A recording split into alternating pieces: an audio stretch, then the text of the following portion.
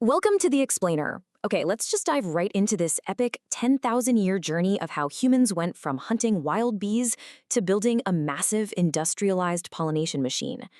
It's a genuinely fascinating story of biology, technology, and agriculture.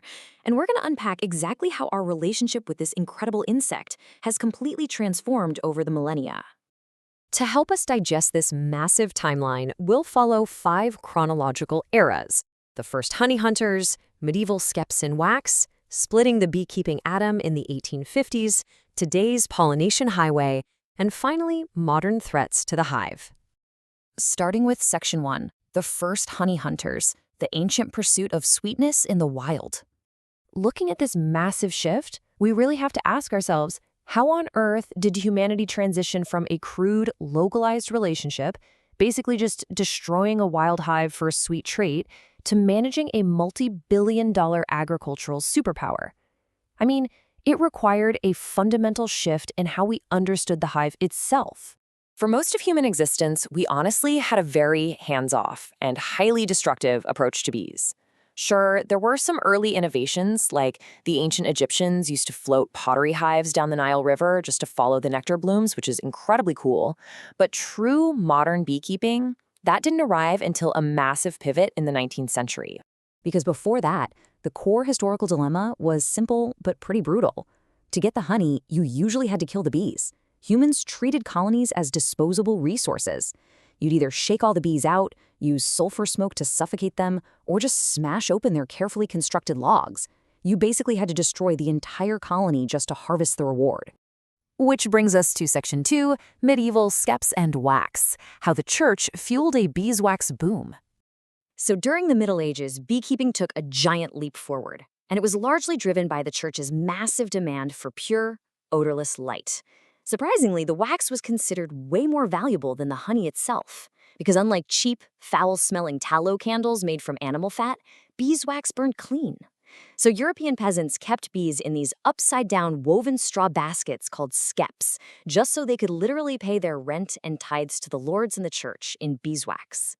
And that value held up for a long time. When European settlers brought the hardy German black bee across the ocean to North America in the 1600s, those hives didn't just provide food, they were a literal bank account. In the early American colonies, taking care of the hives was often the domain of the deputy wives, the women managing the homesteads while the men were out at sea. Having a few stocks of bees provided essential bartering power in a society that didn't even have a unified national currency yet. Moving on to Section 3, splitting the beekeeping atom, the 1850s inflection point that changed absolutely everything. The big breakthrough came from a congregational minister named Lorenzo Langstroth. He had this massive eureka moment when he realized that bees naturally leave a precise 3/8 of an inch gap to move back and forth between their combs. It's called bee space.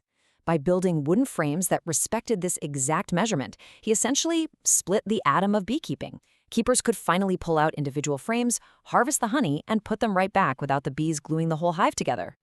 Within just a few decades, a rapid-fire series of inventions, the Langstroth hive, the honey extractor, the wax foundation maker, and the bellows smoker, transitioned beekeeping into a scalable commercial industry. And that smoker is incredibly vital, especially when you understand how a hive actually functions. See, the queen completely dictates order. She unifies her colony through powerful chemical smells, or pheromones. The smoke temporarily blunts those pheromones, basically masking the queen's commands, so the guard bees don't perceive the open hive as a mortal threat. It's all about controlling the queen's signal. Which leads perfectly into Section 4, the pollination highway, following the bloom on an industrial scale. With the new technology in place and the 20th century advent of flatbed semi-trucks, the whole business model flipped. 2 million. That is the staggering number of beehives, up to 3/4 of all managed bees in the United States, that get shipped to California's Central Valley every single January. Their sole purpose? To pollinate 900,000 acres of almonds. So that almond milk sitting in your fridge right now, it relies entirely on the national interstate system. And this completely changes the economics. The heavy lifting of 80-pound honey supers is no longer primarily for the honey itself. While honey brings in about $400 million in the US, the value these bees bring by pollinating crops is a staggering $30 billion. 30 billion. Our modern agricultural economy quite literally rusts on their tiny wings. It creates this incredible sensory contrast. The rustic smell of smoldering burlap in a beekeeper's smoker is now paired with the diesel fumes of the interstate highway. Commercial keepers are loading hundreds of hives onto pallets with forklifts, following this massive migratory triangle, from the almond orchards of California, up to the apple blooms in Washington, and all the way over to the clover fields of South Dakota. Finally, Section 5, Modern Threats to the Hive, the delicate balance of our current agricultural ecosystem. Unfortunately, turning the nation into a giant traveling flu clinic for bees comes with severe consequences. You might remember hearing about colony collapse disorder, which was first identified in 2006. What made CCD so deeply eerie, people were comparing it to the Marie Celeste ghost ship, was that the worker bees would just vanish. They would completely abandon the hive, leaving behind the very queen whose pheromones usually keep them unified and fiercely loyal. To defy the queen's chemical control like that goes against all biological instinct. Now, while some people jokingly blame cell phone towers and letters to the Washington Post, this disorder was actually highlighting a perfect storm of very real stressors hitting our commercial hives. We're talking about parasitic varroa mites that jumped from Asian honeybees, widespread agricultural pesticides, and the complete lack of dietary diversity in these massive single-crop orchards. Imagine feeding on nothing but almond pollen for weeks, then being strapped to the back of a semi-truck, all while battling a literal parasite. The modern honeybee is facing unprecedented levels of stress just to keep our food system functioning. Yet, despite the grueling scale of modern agriculture, working with bees remains a deep art form. It's a profound connection to nature. As the Vermont beekeeper Kirk Webster beautifully put it, the bees are the color. Everything else is black and white.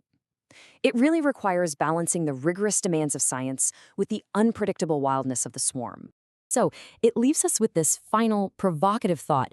If we're relying on these incredible creatures to literally sustain our modern food supply, providing the immense variety of fruits, nuts, and vegetables we enjoy every single day, what must we change in our agricultural practices to protect them before the color fades entirely? Thanks for joining me for this explainer. I have a feeling you're never going to look at a jar of honey the same way again.